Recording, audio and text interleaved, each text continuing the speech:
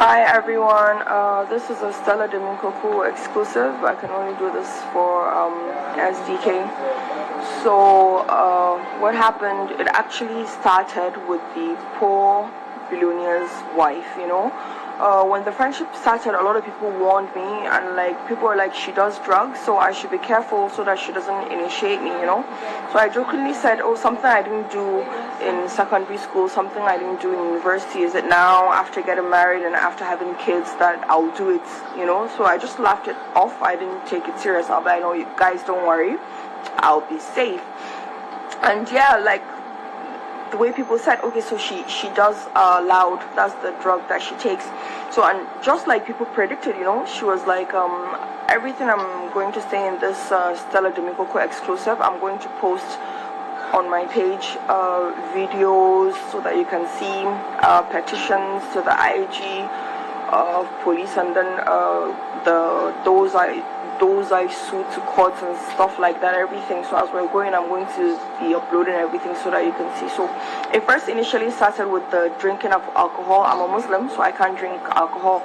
So I'm going to post a video where she's like, no, Jaruma, you have to drink this, Queen J, you have to drink this alcohol, you have to drink it, she kept on trying to pass it over to me, and I have to go, and I did all my best to wiggle my way out of the situation. And I know that, now I can't drink, I'm a Muslim and stuff like that, so that one passed.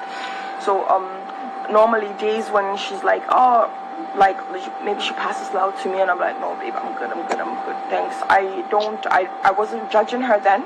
I still don't judge her now, so everybody has their own situation. This is my own story, and this is how everything started.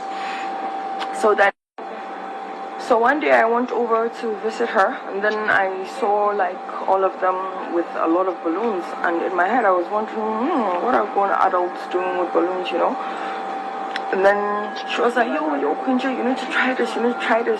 So she did the instrument, and then she blew up the balloon, and then she put it in my mouth, and she said, just inhale it, just breathe it in. And I did. And guys, I just felt like half of my brain just died. I was standing, so I started falling to my knees. I was falling gently, gradually to my knees, and then my mouth shifted to the left, and then I started drooling, so I just, when I go on my knees, I just laid down on the ground, and I didn't even know where I was, how it is. And then she was like, yeah, that's it, that's the feeling, that's the first time I felt that. This is what happens to everyone the first time you do it, but by the time you do it 4 times, 5 times, you're gonna get used to, your system will get used to it, and then you're gonna become a professional. So after a while, after I got myself back from the floor, I was really upset because I told her that, I refused to take alcohol from her, I refused to take loud from her. So I was really upset that she still had to find a way to give me the balloon, and then I'm my mother's only child, so I've always been afraid of doing this, since secondary school and university. It's it's gonna kill my mom, I'm an only child, so I can't afford to take any chances and stuff like that. So I was so mad, and then that was when I left. That was the last time I spoke to her face to face, live, in person. I was so upset, and I never spoke to her again after that. So I left. I left angrily.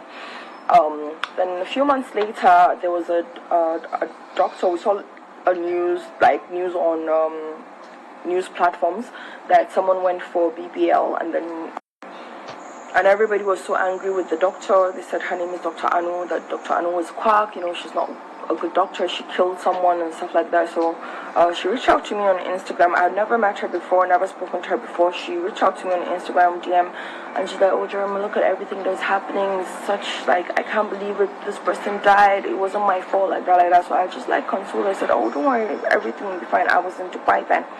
So I decided to come to Nigeria, and then when I came to Nigeria, she was the first person to come and see me.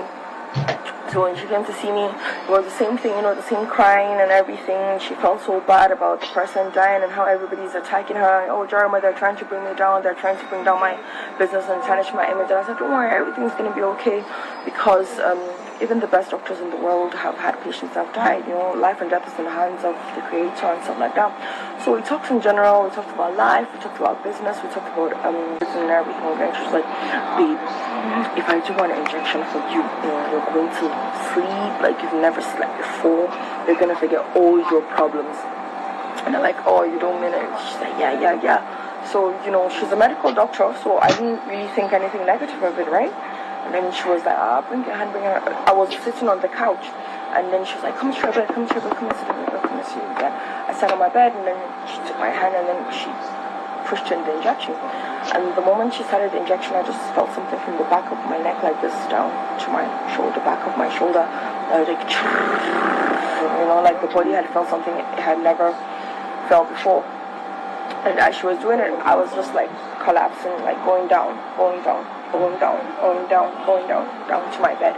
And then I was knocked out, so I don't want to like exaggerate it or so, but I think I was knocked out for like, it's really very difficult for me to talk about it, very emotional, it's serious trauma for me. It's not something I want to talk about, and I can only do this for SDK, Stella Jamikoko. She's the only one I can like do this for, so it's such a terrible experience. And how I was trapped into it, so I was knocked out for like 2 weeks. I wouldn't like I would turn around, maybe Maltina, bite bread, but I could not like get up from the bed or sit down or like stand on my feet for like 2 weeks. So that was just how it started. It's actually a very long story. I'm gonna give it more like in details, but this was like the first maybe 8 minutes or 12 minutes for SDK, and then that was it. And then after 2 weeks, I was able to get myself back, and I was like trying to go to work, check the factory, the workers, my staff, and everything like that. And after like 3 weeks, I think something had happened, and I just said to myself, I don't think I want to do this. I just want to rest and I want to sleep. And then I now called her, that's Dr. Anu, and I think I sent her like to 820k. That was the first time I had actually purchased it from her. And then she came and she did some rounds for me of the injection and stuff like that. And then that was it. And then I just like started spiraling down. I just didn't even care about going to work anymore. I didn't want to work. It was just about, the injections. Such a terrible experience, very difficult experience. You haven't seen me in like 3 years, so I had to like take 3 years off to get well, and then take a very long break. So that's how it started. And then the spiraling down. I didn't want to walk, I didn't want to do anything. It was just all about that. And then when I tried to stop, I became very sick. I started vomiting and purging, and my body would be shaking like I have like a fever or malaria or typhoid. Like I would become very sick. And then the only time you would get well is if you do the injection again. It's very difficult to talk about. It's such a terrible experience, It's something I don't ever want to remember in my life like that. It's terrible experience. Yeah. So I would get really sick, so I had to go back and do the injection again, and then there was something else I wanted to tell you about that, about falling sick and everything. So at a point, so when you do it, you get well, you feel better, then you now sleep. Then when you wake up from sleep, you feel just so sad and just so depressed and just so fed up, right? So I just got tired of it, and then so this is what happened. So I'll show you, like, when you have malaria, so one glass is called one ampoule. So one ampoule stopped working, I started doing 2 ampoules, 2 stopped working, I started doing 3 ampoules, 3 stopped working, I started doing, so when I did 5, I started, like jacking, and foam was coming out of my mouth, my eye was going back, subhanallah.